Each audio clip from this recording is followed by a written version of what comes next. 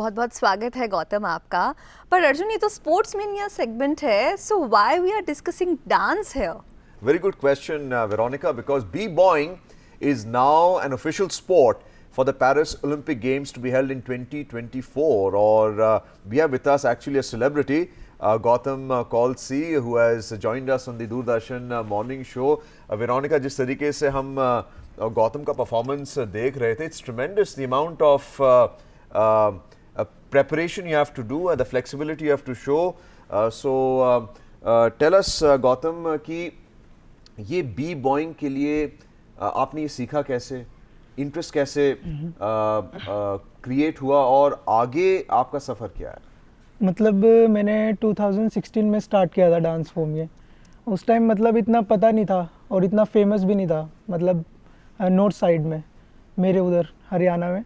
तो मेरे को एक फ्रेंड मिला जिसका नाम शिवम था, तो मैं उससे बहुत इंस्पायर हुआ। उससे पूछा ये डांस फॉर्म क्या है, तो उसने मुझे धीरे धीरे बताया कि मतलब इसे बी बॉइंग बोलते हैं, तो हिप हॉप का एक पार्ट है मतलब। फिर मैं इंटरेस्ट बढ़ा इसमें, फिर मैंने ट्रेनिंग किया बहुत। फिर लॉकडाउन आया, लॉकडाउन में 6 आवर ट्रेनिंग करता रहा।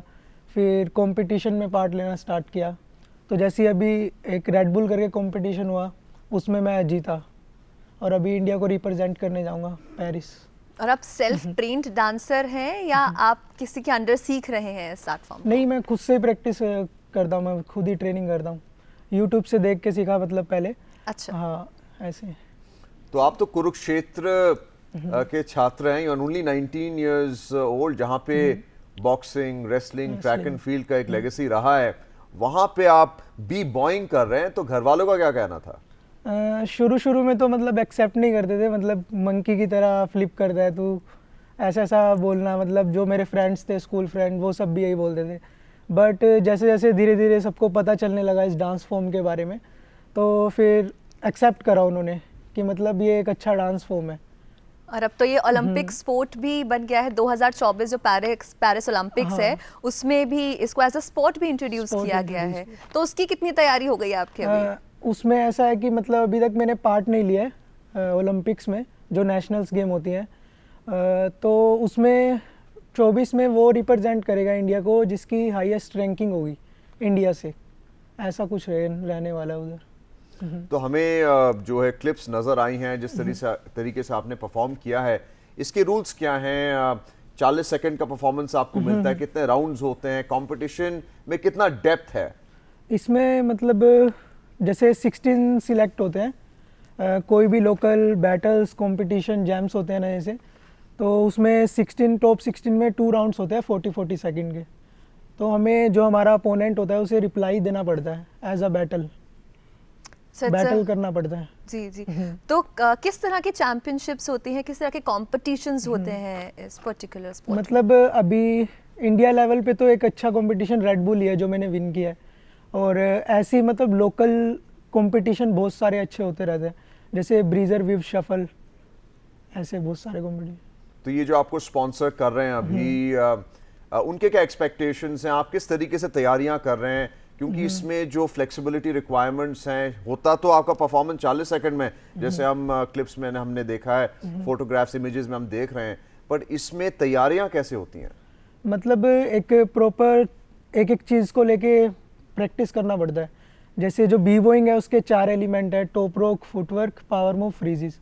तो टॉप रोक मतलब खड़े होके किए जाते हैं मतलब, और फुटवर्क मतलब बैठ के, और पावर मूव्स मतलब जो हैंड के ऊपर रहता है सारा प्रेशर। मतलब काफी एनर्जी, हाँ, काफी एनर्जी डिसिप्लिन, काफी ये सब चीजें लगती होंगी। कितना रिहर्सल करते हैं, कितनी प्रैक्टिस मतलब करते अभी हैं? तो मैं 5-6 आवर कर रहा था ट्रेनिंग, पहले ज़्यादा करता था और कम भी करता हूँ। जैसे 30 मतलब मंथ में 30 डेज होते हैं, तो 30 डेज ट्रेनिंग नहीं कर सकता, बॉडी वीक होता है मतलब। तो हफ्ते में मतलब वीक में 5-6 डेज ट्रेनिंग। तो ये हिप हॉप म्यूजिक, अभी आपने कहा कि चैलेंज होता है, ये जो यंग जनरेशन है जिस तरीके से डांस कर रहे हैं, एक रिस्पॉन्स है, आपने डांस किया, फिर किसी ने रिस्पॉन्ड किया उस डांस पर, तो यहाँ म्यूजिक की क्या भूमिका है? म्यूज़िक इसमें मतलब जो मतलब रैपर्स थे 90s के, उनका म्यूज़िक चलता है ज़्यादातर, और उसको मतलब एडिट करके, मतलब एक बूम बैप वाला जो म्यूज़िक होता है उनको क्रिएट करके जो कंपटीशन लेवल पे बजाया जाता है। तो जैसे आपने तो आप सेल्फ ट्रेन्ड है, आपने खुद से सीखा है, अगर किसी जैसे Arjun also wanted to learn this, तो अगर किसी और को भी सीखना हो तो कुछ इंस्टीट्यूशंस हैं, कोई टीचर्स हैं ऐसा जहाँ पे आप सीख सकते हैं जाके? हाँ मतलब इंडिया में तो मतलब बहुत कम टीचर आते हैं सिखाने के लिए। हाँ आप यूट्यूब से या अब इंडिया में मतलब और भी अच्छे डांसर्स हैं, ब्रेक डांसर्स, बी बॉयज़, उनसे सीख सकते हैं हम, ट्रेनिंग ले सकते हैं। मतलब कैंप्स होते हैं, वर्कशॉप होती है, क्लासेस होती हैं, मतलब तो हम सीख सकते हैं। तो बी बॉयज तो लड़के हुआ, जब लड़कियां करती हैं तो उनको क्या कहा जाता है? उनको बी गर्ल्स कहा जाता है। B girls. तो क्या वो पार्टिसिपेट कर रही हैं, क्या वो हाँ। मोटिवेटेड है? वो भी पार्टिसिपेट कर रहे हैं, मतलब उनका अलग कैटेगरी होता है, जैसा हमारा बी बॉयज़ का अलग होता है ना, और उनका बी गर्ल्स का होता है। मतलब उसमें गर्ल्स का और गर्ल्स के साथ ही बैटल होता है, कंपटीशन होता है। आपने काफी अर्ली एज में शुरू कर दिया था, तो किसको देख के, हु वाज योर इंस्पिरेशन कि मैं भी इनको देख के ऐसा बनूंगा? मतलब मेरी इंस्पिरेशन मेरे उधर एक फ्रेंड था शिवम करके, वो मेरी इंस्पिरेशन रहा। मतलब मैंने फर्स्ट टाइम उसी को देखा था ऐसा क्रेजी करते हुए, मतलब ये सब चीज़ें, फ्लिप, मतलब मूव्स, पावर मूव्स, तो मेरे को अच्छा लगा कि मेरे को भी करना चाहिए, है ना। तो फिर मैंने स्टार्ट किया उसको देख के। पर ये जो डांस मूव्स काफ़ी कॉम्प्लिकेटेड है और इसके लिए जो फ्लेक्सिबिलिटी और स्ट्रेंथ जो चाहिए होता है वो हर किसी के बस की नहीं है।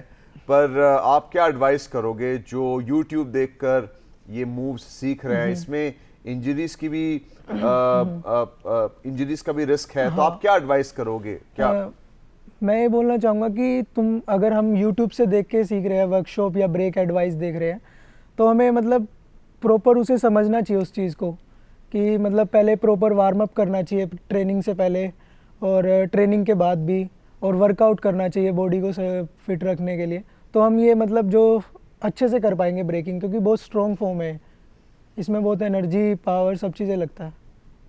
जी, तो किस तरह का मतलब आपका स्केड्यूल रहता है? आप पढ़ाई भी करते हैं, साथ साथ इसको भी मैनेज करते हैं, आप कॉम्पिटिशन्स भी जाते हैं, तो आपका एक दिन कैसा होता है? मतलब मेरा डे ऐसे निकल रहा है, मॉर्निंग सुबह उठना, वर्कआउट करना, फिर उसके बाद थोड़ा मतलब पढ़ाई वढ़ाई करना, स्टडी करना, फिर कॉलेज का मतलब थोड़ा और अलग से काम आता है वो करना, फिर ट्रेनिंग करना, फिर शाम को मेरे उधर एक अच्छी जगह है ब्रह्म सरोवर, द लैंड ऑफ महाभारत, तो मैं वहाँ घूमने जाता हूँ, मेरे को अच्छा लगता है। ओके, और आप 19 साल के हो, आपने ये स्पोर्ट अपना लिया है, यूनिक है। अभी पेरिस ओलंपिक्स में भी इसको जो है इंट्रोड्यूस किया जा रहा है 2024 में। आपके एज ग्रुप में क्या कल्चर है, आपकी क्या सोच है आपके जनरेशन की? मेरे को मतलब ऐसा लगता है कि मतलब अभी जो मेरी एज के कर रहे हैं उन्हें मतलब आगे और ज़्यादा अपॉर्चुनिटीज़ मिलेंगी, तो उन्हें मतलब अपना जो काम कर रहे हैं, ब्रेक डांस कर रहे हैं, अच्छे से करते रहे तो सब चीज़ें होंगी अच्छी। बस ब्रेक डांस करिए, but don't break your bones while doing it. Absolutely, I completely agree with you.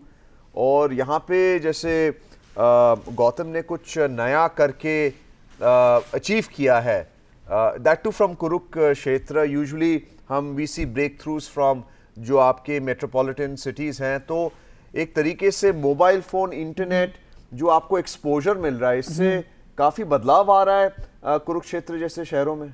हाँ मतलब बहुत कुछ सीखने को भी मिल रहा है। मतलब That's the boom that technology has given to all. Accessibility हर चीज़ की इतनी बढ़ गई है, चाहे आप कुछ भी आर्ट फॉर्म सीखना चाहते हैं, कोई भी कोर्स करना चाहते हैं, आप ब्रेक डांस सीखना चाहते हैं, everything is accessible on just a click of your phone. Absolutely, और घर पे चैलेंजेस भी होंगे, रेजिस्टेंस भी होगा कि इसको आपने करियर के तौर से अपना लिया है और आगे कुछ और भी कर सकते हो, तो आप कैसे इसको रेजिस्ट करते हो, कैसे कन्विंस करते हो? घर पे और कौन है? हाँ मतलब फैमिली मतलब एक टाइम पे मान नहीं रही थी, मतलब कि क्या डांस फॉर्म कर रहा है, कि मतलब डांस तेरे को कुछ नहीं देने वाला है ना, ऐसा कुछ भी होता था फैमिली में।